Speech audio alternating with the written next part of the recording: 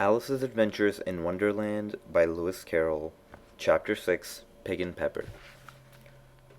For a minute or two she stood looking at the house and wondering what to do next, when suddenly a footman in livery came running out of the wood. She considered him a footman because he was in livery, otherwise, judging by his face only, she would have called him a fish, and rapped loudly at the door with his knuckles. It was opened by another footman in livery with a round face and large eyes like a frog, and both footmen, Alice noticed, had powdered hair and curls all over their head. She felt very curious to know what it was all about, and crept a little way out of the wood to listen. The fish footman began by producing from under his arm a great letter, nearly as large as himself, and this he handed over to the other, saying in a solemn tone, for the Duchess, an invitation from the Queen to play croquet. The frog footman repeated in the same solemn tone, only changing the order of the words a little, from the Queen an invitation for the Duchess to play croquet. Then they both bowed, and their curls got entangled together. Alice laughed so much at this that she had to run back into the wood for fear of their hearing her. And when she next peeped out, the fish footman was gone, and the other was sitting on the ground near the door, staring stupidly up into the sky. Alice went timidly up to the door and knocked. "There's no sort of use in knocking," said the footman, "and that for two reasons. First, because I am on the same side of the door as you. Secondly, because they're making such a noise inside that no one could possibly hear you." And certainly there was a most extraordinary noise going on within, a constant howling and sneezing, and every now and then a great crash as if a dish or a kettle had been broken to pieces. "Please then," said Alice, "how am I to get in?" "There might be some sense in your knocking," the footman went on without attending to her. "If we had a door between us, for instance, if you were inside, you might knock, and I could let you out, you know." He was looking up into the sky all the time he was speaking, and this, Alice thought, decidedly uncivil. But perhaps he can't help it, she said to herself. His eyes are so very nearly at the top of his head. But at any rate, he might answer questions. "How am I to get in?" she repeated aloud. "I shall sit here," the footman remarked, "till tomorrow." At this moment the door of the house opened, and a large plate came skimming out straight for the footman's head. It just grazed his nose and broke to pieces against one of the trees behind him. "Or next day, maybe," the footman continued in the same tone, exactly as if nothing had happened. "How am I to get in?" asked Alice, in a louder tone. "Are you to get in at all?" said the footman. "That's the first question, you know." It was, no doubt, only Alice did not like to be told so. "It's really dreadful," she muttered to herself, "the way all these creatures argue. It's enough to drive one crazy." The footman seemed to think this a good opportunity for repeating his remark, with variations. "I shall sit here," he said, "on and off for days and days." "But what am I to do?" said Alice. "Anything you like," said the footman, and began whistling. "Oh, there's no use in talking to him," said Alice desperately. "He's perfectly idiotic," and then opened the door and went in. The door led right into a large kitchen, which was full of smoke from one end to the other. The Duchess was sitting on a three-legged stool in the middle, nursing a baby. The cook was leaning over the fire, stirring a large cauldron which seemed to be full of soup. "There's certainly too much pepper in that soup," Alice said to herself, as well as she could for sneezing. There certainly was too much of it in the air. Even the Duchess sneezed occasionally, and as for the baby, it was sneezing and howling alternately without a moment's pause. The only two creatures in the kitchen that did not sneeze were the cook and the large cat, which was laying on the hearth and grinning from ear to ear. "Please, would you tell me," said Alice a little timidly, for she was not quite sure whether it was good manners for her to speak first, "why your cat grins like that?" "It's a Cheshire cat," said the Duchess, "and that's why, pig!" She said the last word with such sudden violence that Alice quite jumped, but she saw in another moment that it was addressed to the baby, and not to her. So she took courage and went on again. "I didn't know that Cheshire cats always grinned. In fact, I didn't know that cats could grin." "They all can," said the Duchess, "and most of 'em do." "I don't know any that do," said Alice very politely, feeling quite pleased to have gotten into a conversation. "You don't know much," said the Duchess, "and that's a fact." Alice did not like at all the tone of this remark, and thought it would be as well to introduce some other subject of conversation.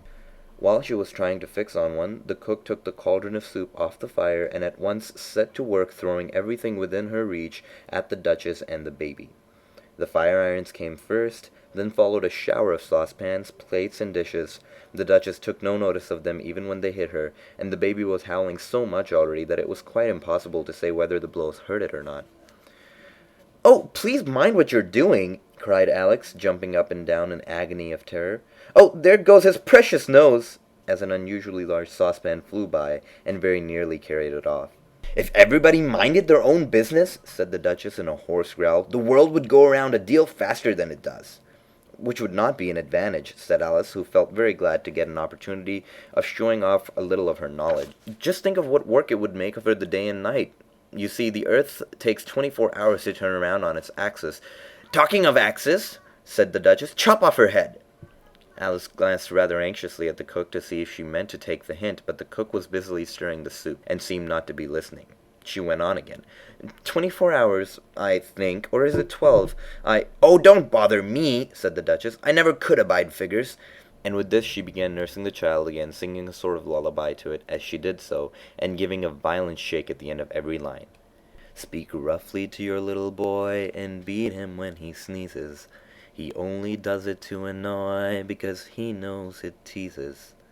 And then the chorus, in which the cook and the baby joined. "Wow, wow, wow." While the Duchess sang the second verse of the song, she kept tossing the baby violently up and down, and the poor little thing howled so that Alice could hardly hear the words.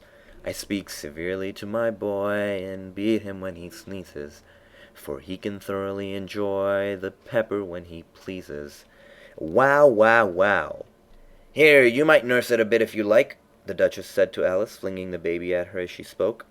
"I must go and get ready to play croquet with the Queen." And she hurried out of the room, and the cook threw a frying pan after her as she went, but just missed her. Alice caught the baby with some difficulty, as it was a queer-shaped little creature, and held out its arms and legs in all directions. "Just like a starfish," thought Alice. The poor little thing was snorting like a steam engine when she caught it, and kept doubling itself up and straightening itself out again, so that altogether for the first minute or two it was as much as she could do to hold it. As soon as she had made out the proper way of nursing it, which was to twist it up in a sort of knot, and then keep tight hold of its rear end and left foot, so as to prevent its undoing itself, she carried it into the open air. "If I don't take this child away from me," thought Alice, "they're sure to kill it in a day or two. Wouldn't it be murder to leave it behind?" She said the last words out loud, and the little thing grunted in reply. It had left off sneezing by this time. "Don't grunt," said Alice. "That's not at all a proper way of expressing yourself." The baby grunted again, and Alice looked very anxiously into its face to see what was the matter with it. There could be no doubt that it had a very turn-up nose, which was more like a snout than a real nose. Also, its eyes were getting extremely small for a baby. Altogether, Alice did not like the look of the thing at all. "But perhaps it's only sobbing," she thought, and looked into its eyes again to see if there were any tears. No, there were no tears. "If you're going to turn into a pig, my dear," said Alice seriously, "I've got nothing more to do with you. Mind now!" The poor little thing sobbed again, or grunted, it was impossible to say which, and then went on for some while in silence. Alice was just beginning to think to herself, "Now, what am I supposed to do with this creature when I get home?" when it grunted again so violently that she looked down into its face with some alarm. This time there could be no mistake about it. It was neither more or less than a pig, and she felt that it would be quite absurd for her to carry it any further. So she let the little creature down, and felt quite relieved to see it trot away quietly into the woods. If it had grown up, she said to herself, it would have made a dreadfully ugly child, but it makes a rather handsome pig, I think. And she began thinking over other children she knew who might do very well as pigs, and was just saying to herself, if one only knew the right way to change them, when she was a little startled by seeing the Cheshire Cat sitting on the bough of a tree just a few yards off. The cat only grinned when it saw Alice, and it looked good-natured, she thought. Still, it had very long claws and a great many teeth, so she felt that it ought to be treated with respect. "Cheshire Puss," she began rather timidly, and she did not at all know whether it would like the name. However, it only grinned a little wider. "Come, it's pleased so far," thought Alice, and she went on. "Would you tell me, please, which way I ought to go from here?"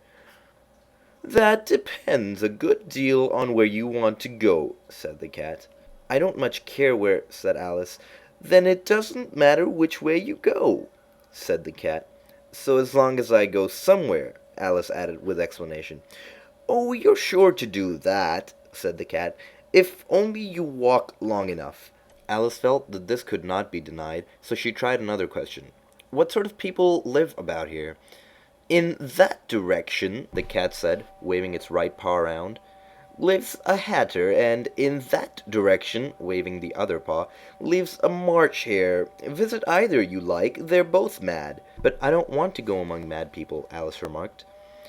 "Oh, you can't help that," said the cat. "We're all mad here. I'm mad, you're mad." "How do you know I'm mad?" said Alice. "You must be," said the cat, "or you wouldn't have come here." Alice didn't think that proved it at all. However, she went on. "And how do you know that you're mad?" "To begin with," said the cat, "a dog's not mad. You grant that?" "I suppose so," said Alice. "Well then," the cat went on, "you see, a dog growls when it's angry, and wags its tail when it's pleased. Now, I growl when I'm pleased, and wag my tail when I'm angry. Therefore, I'm mad." "I call it purring, not growling," said Alice. "Call it what you like," said the cat. "Do you play croquet with the queen today?" "I should like it very much," said Alice, "but I haven't been invited yet." "You'll see me there," said the cat, and vanished. Alice was not much surprised at this. She was getting so well used to the queer things happening. While she was still looking at the place where it had been, it suddenly appeared again. "By the by, what became of the baby?" said the cat. "I'd nearly forgotten to ask." "It turned into a pig," Alice answered very quietly, just as if the cat had come back in a natural way. "I thought it would," said the cat, and vanished again. Alice waited a little, half expecting to see it again, but it did not appear.